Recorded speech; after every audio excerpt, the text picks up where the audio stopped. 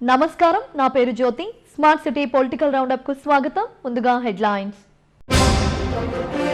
దుర్గగుడి flyover ను కేంద్ర మంత్రి గడ్కరీతో కలిసి ప్రారంభించిన సీఎం జగన్ రహదారుల అభివృద్ధికి కేంద్రం ఎంతో సహకరిస్తుందని వెల్లడి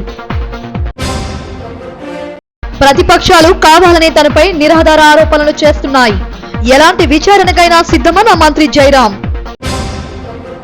రాష్ట్రంలో విద్యాభివృద్ధికి వైకాపా ప్రభుత్వం చిత్తశుద్ధితో కృషి చేస్తుంది మానవదారలో జగనన్న విద్యా కానుక కిట్లు పంపిణీ చేసిన ఉత్తర వైకాపా ఇన్ఛార్జ్ కేకే రాజు రాష్ట్రంలో రహదారుల అభివృద్ధికి కేంద్రం చొరవ చూపిందని ముఖ్యమంత్రి జగన్మోహన్ రెడ్డి తెలిపారు విజయవాడలో కనకదుర్గమ్మ ఫ్లైఓవర్ లో వర్చువల్ వీడియో ద్వారా కేంద్ర మంత్రి నితిన్ గడ్కరీతో కలిసి సీఎం జగన్ ప్రారంభించారు విజయవాడలో ప్రతిష్టాత్మకంగా చేపట్టిన కనకదుర్గమ్మ ఫ్లైఓవర్ ఎట్టకేలకు ప్రారంభమైంది ఎంతో కాలంగా ఎదురు చూస్తున్న ఈపై వంతెన ప్రారంభం కావడంతో నగరవాసుల ట్రాఫిక్ కష్టాలు తొలగనున్నాయి ఫ్లైఓవర్ ను కేంద్ర మంత్రి నితిన్ గడ్కరీ సీఎం జగన్మోహన్ రెడ్డిలు ప్రారంభించారు రాష్ట్రంలో 15,592 కోట్లు విలువ చేసే 61 కొత్త ప్రాజెక్టులకు శ్రీకారం చుట్టామని సీఎం జగన్ చెప్పారు 9 జాతీయ రహదారుల ప్రాజెక్టులను జాతికి అంకితం ఇవ్వగా 16 ప్రాజెక్టులకు శంకుస్థాపన జరిగిందన్నారు రాష్ట్రంలో రహదారుల అభివృద్ధికి కేంద్రం అందిస్తున్న సహకారం కేంద్ర మంత్రి గడ్కరీ చూపిన చొరవ మరువలేనిదన్నారు. It became possible only because of the innovative financing of the projects, raising resources from different sources and taking up construction on hybrid model and TOT model. All these concepts were new until our visionary Mr. Gadkari ji took up this initiative.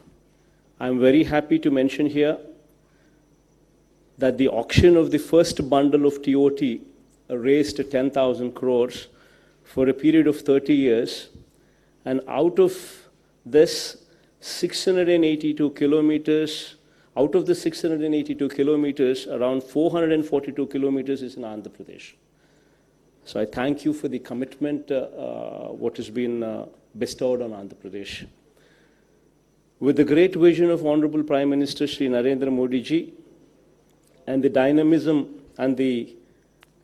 exhibited by Shri Nitin Gadkari ji, 22 greenfield express highways of about 7,800 kilometers are being taken up at an estimated cost of 3.3 lakh crores to bolster the economy through seamless road connectivity. It is heartening to note that 6 greenfield express highways are passing through the state of Andhra Pradesh with an overall length of 375 kilometers. Sir, I am thankful to you for your cooperation in converting 2,667 kilometers of state roads to national highways out of our total length of 6,880 kilometers during your tenure.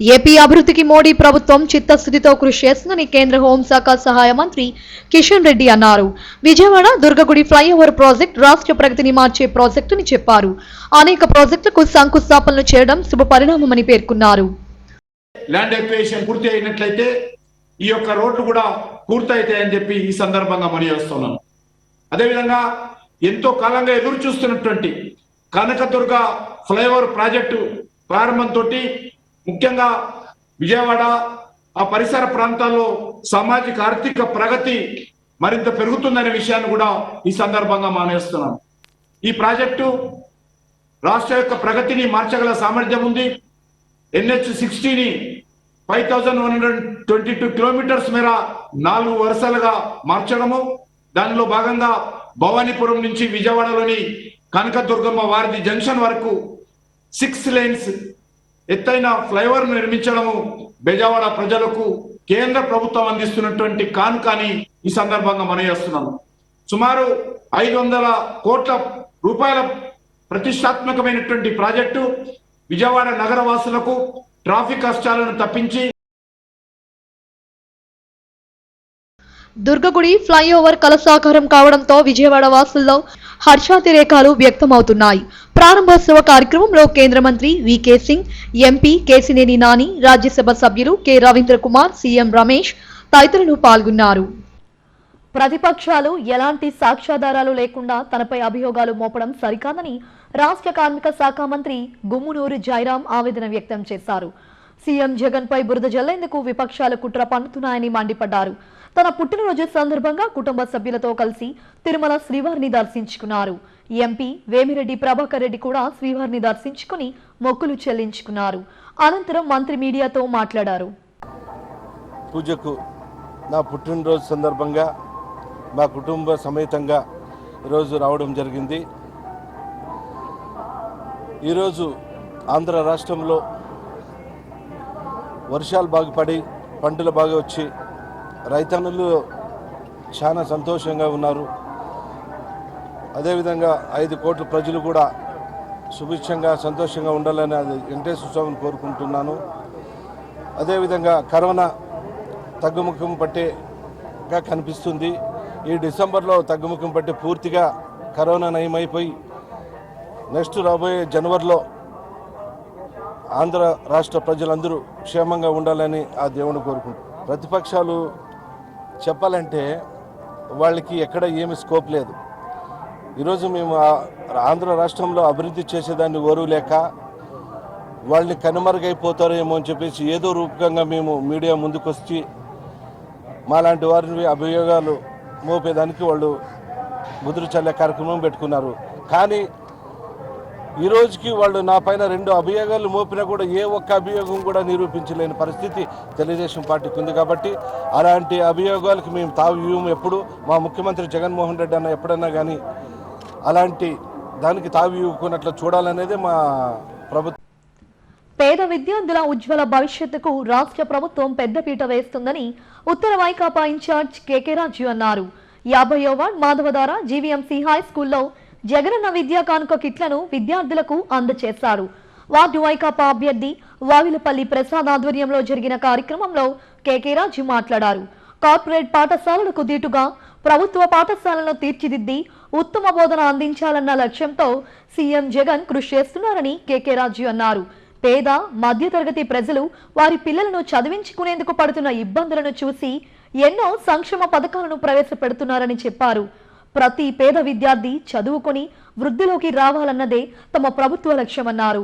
ఈ కార్యక్రమంలో HM Brahmaji, 51వ ward అభ్యర్థి రేయి Venkataramana, P Sunitha, చెల్లా ఈశ్వరరావు, నంబాల ఈశ్వరరావు తదితరులు పాల్గొన్నారు. అందరికీ నమస్కారం. ఈరోజు ఆంధ్రప్రదేశ్ రాష్ట్రంలో ఈ రాష్ట్ర ముఖ్యమంత్రిగా మనందరి ప్రీతమ నాయకులు గౌరవనీయ వైఎస్ జగన్మోహన్ రెడ్డి గారు ముఖ్యమంత్రిగా ప్రమాణ స్వీకారం చేసిన తర్వాత ఏదైతే జగన్మోహన్ రెడ్డి గారి ప్రజా సంకల్ప యాత్రలో ఈ రాష్ట్రంలో సమస్యలు గుర్తించారో ఆ సమస్యలను గుర్తించి ముఖ్యంగా ప్రధానంగా ఈ రాష్ట్ర విద్యా విధానంలో సమూలమైన మార్పులు తీసుకురావాల్సిన అవసరం ఉంది. జగన్మోహన్ రెడ్డి గారు ఒక అధ్యయనం చేసి ఈ రాష్ట్ర విద్యా విధానంలో సంచలనాత్మకమైన మార్పులు తీసుకురావడం జరిగింది. ఈ దేశ చరిత్రలో ఎన్నడూ లేనటువంటి విధంగా ఈ రాష్ట్రంలో ఉన్న ప్రతి ఒక్క పేదవాడికి మెరుగైన నాణ్యమైన విద్యను అందించాలనే సంకల్పంతో ఈరోజు జగన్మోహన్ రెడ్డి గారి అమ్మఒడి పథకం ద్వారా జగనన్న విద్యా దీవెన పథకం కానీ మనబడి నాడు నేడు కార్యక్రమం కానీ ఈరోజు అక్టోబర్ 8వ తారీఖున లాంచ్ చేసిన జగనన్న విద్యా కానుక కానీ ఎన్ని పథకాలకు సంబంధించి కూడా పారదర్శకంగా నిజాయితీగా నిష్పక్షపాతంగా అర్హత ఉన్న ప్రతి ఒక్క పేద విద్యార్థి కూడా ఉన్నతమైన విద్యను అభ్యసించాలి. ప్రతి ఒక్క విద్యార్థిని యొక్క తల్లిదండ్రుల ముఖాల్లో సంతోషాలను నింపాలి. ఆ తల్లిదండ్రులందరూ కూడా బిడ్డలను చూసి ఆనందంతో గర్వపడే విధంగా బులెటిన్ ముగించే ముందు హెడ్లైన్స్ మరోసారి. దుర్గగుడి ఫ్లైఓవర్ ను కేంద్ర మంత్రి గడ్కరీతో కలిసి ప్రారంభించిన సీఎం జగన్. రహదారుల అభివృద్ధికి కేంద్రం ఎంతో సహకరిస్తుందని వెల్లడి. ప్రతిపక్షాలు కావాలనే తనపై నిరాధార ఆరోపణలు చేస్తున్నాయి. ఎలాంటి విచారణకైనా సిద్ధమన్న మంత్రి జయరాం. రాష్ట్రంలో విద్యాభివృద్ధికి వైకాపా ప్రభుత్వం చిత్తశుద్ధితో కృషి చేస్తుంది. మాధవధారలో జగనన్న విద్యా కానుక కిట్లు పంపిణీ చేసిన ఉత్తర వైకాపా ఇన్ఛార్జ్ కేకే రాజు. ఇవి స్మార్ట్ సిటీ పొలిటికల్ రౌండప్ విశేషాలు. మరిన్ని వార్తా విశేషాల కోసం చూస్తూనే ఉండండి SGV న్యూస్.